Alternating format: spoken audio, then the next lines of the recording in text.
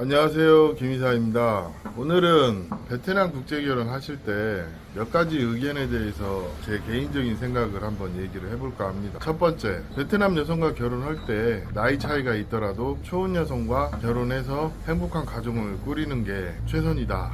이거는 누구나 아는 생각이에요. 저 역시 그렇게 생각을 하고, 제가 국제결혼 업체를 할 때 처음에 이것을 목표로 소개를 많이 했었어요. 그런데 이렇게 소개를 하고 한 2년이 지나고 3년이 지났을 때 베트남 아가씨들이 이제 아이를 낳고 아줌마가 됐을 때 한국어를 어느 정도 하게 됐어요. 그 나이가 됐을 때 저에게 이런 얘기를 하더라고요. 내가 다시 결혼 전으로 돌아가면 혼자 살겠다.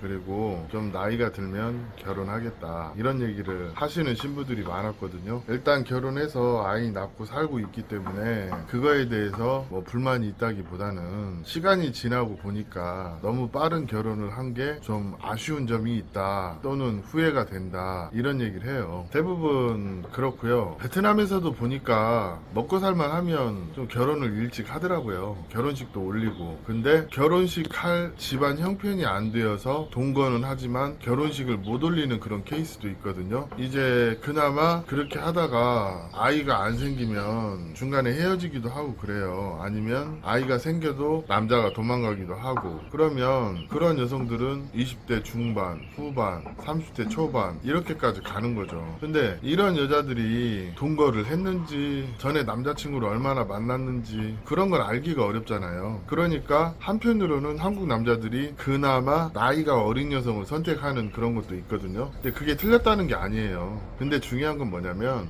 나이 차이가 나더라도 결혼은 할 수 있을지언정 이 베트남 여자들이 생각하는 이런 결혼에 대한 감정, 그리고 생각, 결혼 생활에 대한 얘기, 이런 것들은 어떻게 할 수 없는 거예요. 자, 보세요. 예를 들어서 내가 20살인데 한 2, 3세 남자와 결혼을 했어요. 근데 아이를 낳고 결혼 생활을 하다 보니까 어느 순간 현타라고 하죠. 현타 내지는 공허함이 있을 수도 있다는 거죠. 왜요? 한국 남자들도 베트남 여자와 약혼을 하고 결혼을 진행하는 동안에도 몇 번의 후회를 하시는 분들이 많은데, 그 시기가 다들 한 번씩은 있어요. 한국 남자들도 약혼을 하고 한국에 돌아갔을 때 또 전통결혼 전후에 또 신부 초청 전후에 많이 고민을 하기도 하고, 이 결혼을 엎어야 되나 이런 생각을 해요. 그에 비해서 베트남 여자들은 한국 들어갈 때까지는 대부분 별 불만 없이 한국어 공부에 대한 스트레스가 있더라도 이거 이겨내면서 잘 버티는 신부들이 많이 있습니다. 근데 이런 부분들이 좀 서로 결혼을 바라보는 관점이 다르다 보니까 그런 거예요. 근데 결혼이라는 거는 궁극적으로 남자와 여자가 서로 균형 잡힌 삶의 만족을 목표로 하는 게 맞거든요. 근데 국제결혼이 잘못 알려진 부분이, 제가 봤을 때는 이 균형 잡힌 결혼이라는 측면에서는 굉장히 베트남 여자에게 불리한 조건인 건 맞습니다. 아니라고 할 수가 없어요. 근데 한국 남자들은 이런 부분을 당연하게 생각을 하는 그런 측면이 있는데, 아니 요새 세상에 누가 참고 살 여자가 몇이나 있을까요? 이거를 모르는 거죠. 베트남 여자들이 3단 변신을 한다고 하는데, 약혼했을 때, 전통결혼 했을 때, 그 다음에 한국에서 아이 낳고, 이 3단 변신이 그냥 하는 말이 아니에요. 처음에 베트남 여자들 만나면 친절하고 애교 많고 잘해주죠. 근데 약혼하고 나면 좀 달라집니다. 더 좋아지는 여자도 있고 더 안 좋아지는 여자도 있고, 그리고 전통결혼하면 또 달라지고요. 그때부터는 진짜 부부기 때문에 결혼해서 살려고 하는 여자와 그렇지 않은 여자가 극명하게 갈립니다. 가장 대표적인 게, 약혼하고 전통결혼 할 때까지 좀 어떤 잠자리 부분도 그때는 적극적이지가 않아요, 대부분.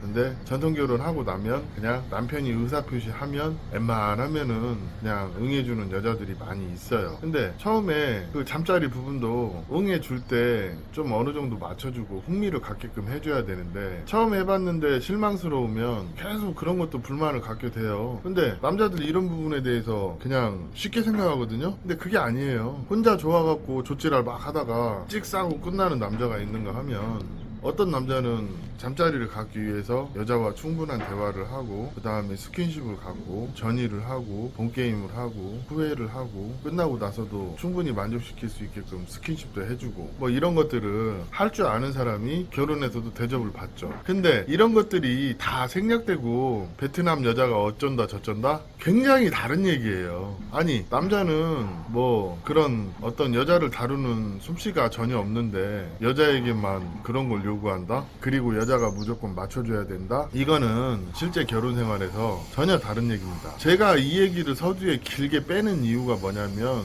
그냥 상식적으로 생각해 볼 때 나이 차이가 적으면 적을수록 이런 세대 차이가 적을까요? 나이 차이가 많이 나면 세대 차이가 적을까요? 이건 말 하나 마나한 얘기예요. 제가 실질적으로 베트남에서 베트남 중년들하고 좀 놀아보면 재밌어요. 농담도 잘하고 생각도 통하고 어떤 성적 농담이랄지 어떤 우리 중년들이 하는 농담을 잘 받아주고 재밌게 이끌어가는 그런 게 있거든요. 근데 저도 마찬가지인데 20대 초반이나 중반 아가씨들하고는 대화 자체가 안 돼요. 얘기 자체가 다르기 때문에 또 생각하는 게 다르고 제가 MZ세대 손님들하고 얘기를 해보면 좀 생각이 많이 다른 것 같아요. 어떤 점이 있냐면 뭐 예를 들어서 이제 국제결혼 진행을 하다 보면 아니면 고객 관리를 하다 보면 고객한테 쓴소리도 가끔 해서 이건 아니니까 이렇게 수정을 해서 나가자 제시를 하거든요. 근데 요즘 MZ들 특징 보면 자기 하고 싶은 대로 해요. 남 생각이 중요하지 않아요. 근데 그게 또 틀리다고도 할 수 없는 게 결과가 좋은 경우도 있어요. 그렇기 때문에 이게 뭐가 정답이 없는 게 사실은 남녀 사이 관계예요. 낮에 족같이 해도 밤에 잘해주면 붙어있는 여자가 있고 또 아무리 그 신사같이 매너 좋게 해도 여자가 관심을 안 갖는 경우도 있어요.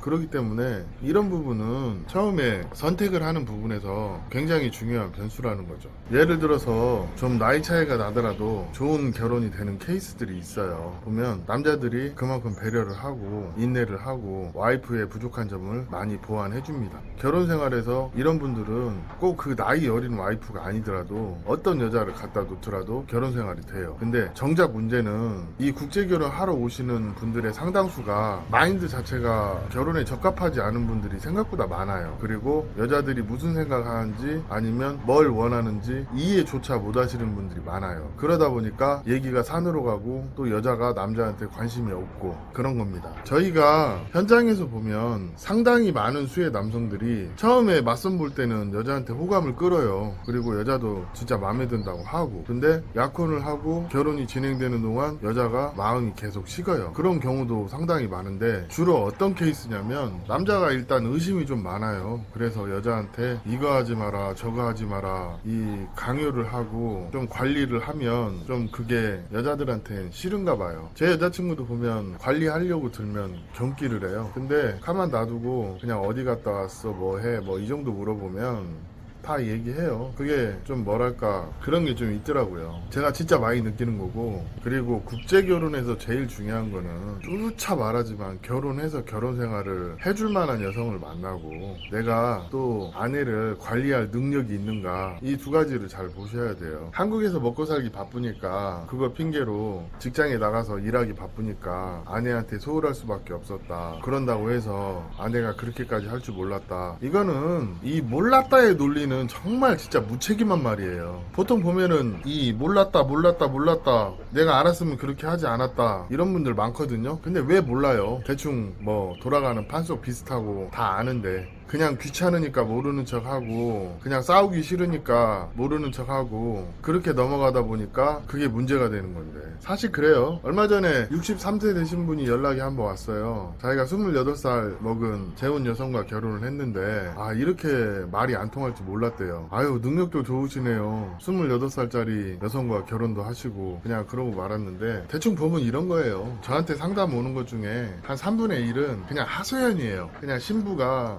이런 단점이 있고 이런 게 마음에 안 드는데 어떻게 하냐. 그걸 제가 어떻게 합니까? 소개시킨 사람이나 업체 담당자와 해야 될 얘기를 저한테 하고 있어요. 그러면 그거 답답한 거예요. 이런 것들이 실제 결혼 생활에서는 쥐약인 겁니다. 본인이 어떤 것을 컨트롤해서 어떻게 끌고 가야 되는지 모르면 누가 이거 대신해서 알려줄 수 없어요. 그러고 나서 일이 터지면 몰랐다 그 말 하면 뭐예요? 어차피 이 일은 터져서 수습이 안 되는 그런 케이스가 많은데 모든 사람들이 여자들이 20대에 좋은 여성 좋은 줄 알죠. 근데 그 단점이나 그로 인해서 생기는 문제점들에 대해서도 알고 하시라는 거예요. 대체적으로 보면 첫 번째로 나이 차이 극복하기가 어렵습니다. 왜? 내가 정말 맞춰줘야 돼요. 그 여성들이 나 맞출 거라고 생각하죠. 처음엔 좀 맞춰줘요. 근데 시간이 지나면 자기 뜻대로 하려고 그래요. 이거는 베트남 여자뿐만이 아니라 모든 여자가 다 그래요. 그 여자들이 이상한 논리 있어요. 처음에 자기가 잘못했는데 막 뭐라 해요. 그러면 미안하다고 그래요. 그러다가 막 울거나 아니면 남자를 플러팅을 해요. 그러면 남자가 피곤하니까 그래 내가 잘못했어. 그러고 여자는 알았어. 다음부터 조심해. 이렇게 바뀐다니까요. 여자가 잘못했는데 마지막에는 남자가 미안해. 다음부터 조심할게. 그렇게 되는 게 부부지간의 생리이기 때문에 절대 강대강으로 나가거나 어떤 이성적인 대화로 그런 것들을 끌고 가서는 얘기가 안 될 수도 있다는 얘기를 하는 거예요. 국제결혼이 그런 측면이 좀 있어요. 그렇기 때문에 이 말하기 좋아하시는 분들 뭐 이렇게 하는 게 이상적이지 않냐. 그런데 현실은 저희가 보면 이상은 이상일 뿐이고 현실은 전혀 다르다. 그렇기 때문에 충분히 자신의 현실을 고려한 어떤 조건이 반영된 결혼을 하는 게 가장 현명하다. 오늘은 이런 얘기를 하고 이야기를 마치도록 하겠습니다. 감사합니다.